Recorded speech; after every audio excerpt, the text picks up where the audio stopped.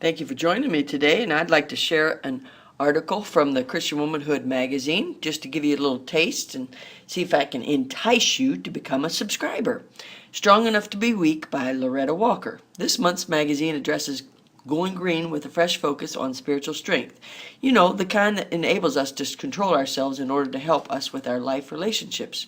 The Bible is a book containing many paradoxes, seeming contradictions, one of which is 2 Corinthians 12:10, which says, "Therefore I take pleasure in infirmities, in reproaches, in necessities, in persecutions, in distresses for Christ's sake, for when I am weak, then am I strong." Do you ask yourself when you read this passage, how can I be strong when I am weak? When I studied this verse at length, I came to the following conclusions. I am strong but willing to be weak when I ask questions instead of making emphatic statements. Many years ago, we had saved some money for a down payment on a house. Then my husband came up with the idea of starting our cowboy carnivals for Christ.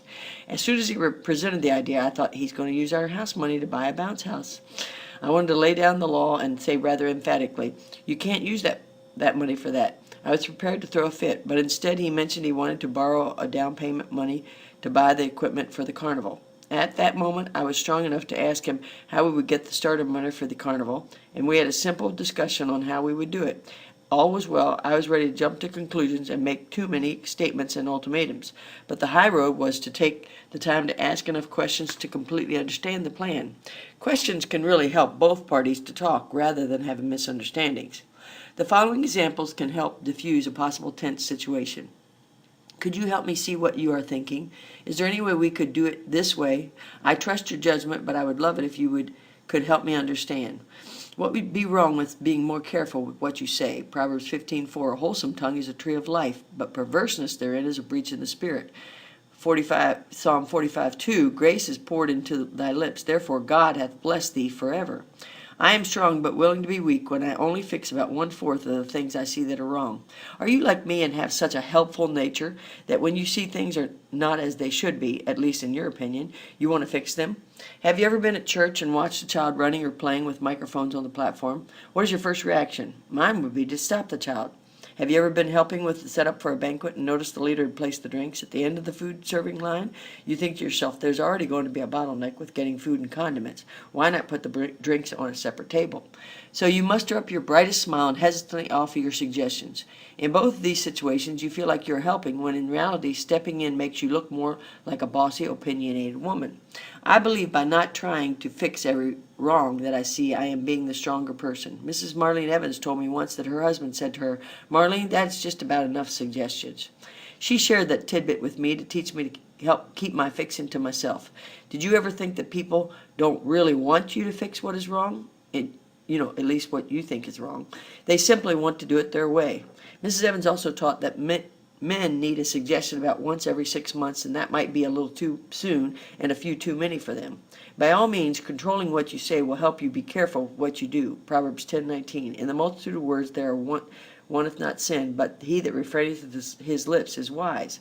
Proverbs 17:28. Even a fool, when he holdeth his peace, is counted wise, and he that shutteth his lips is esteemed a man of understanding. I am strong but willing to be weak when I give my opinion only when asked. Picture this, if you will. Many years ago, I was at a planning meeting with a group of women about an upcoming ladies' meeting. One of the women, who was not really in charge of the area in discussion, piped up with what she thought without being asked. I have heard that unasked for advice is veiled criticism. Then another lady freely offered her opinion, while the one who really was in charge of that area spoke up hesitantly. The two who spoke freely were being strong, but the person in charge was really the strongest because she held her peace until she knew it was her place to speak up. How many times have we heard a lady wax eloquent about something that is not really any of her business? When Kevin and I were first married, my mentor, Mrs. Marlene Evans, advised me to be quiet for the first 5 years. Yes, she did. As a result of her advice, I rarely gave an opinion. I let Kevin do whatever he deemed right. I believe that because of those years of silence, Kevin now constantly asks for my opinion. When I hear a discussion about some matter, my lips sometimes tremble because I am so ready to talk. But I try to hold my peace. If and when I'm asked, I will hesitantly say, "Well, it seems," or "I wonder if," or "should we consider." This non-aggressive approach will allow the leader to stay relaxed, not be concerned about my trying to take over, and not have to become defensive about the discussion. The following verses verify the thought of using the power of the pause and keeping your tongue after much thought. Proverbs 13:3, He that keepeth his mouth keepeth his life, but he that openeth wide his lips shall have destruction. Proverbs 17:27, He that hath knowledge spareth his words, and a man of understanding is of an excellent spirit. Proverbs 21:23, Whoso keepeth his mouth and his tongue keepeth his soul from trouble.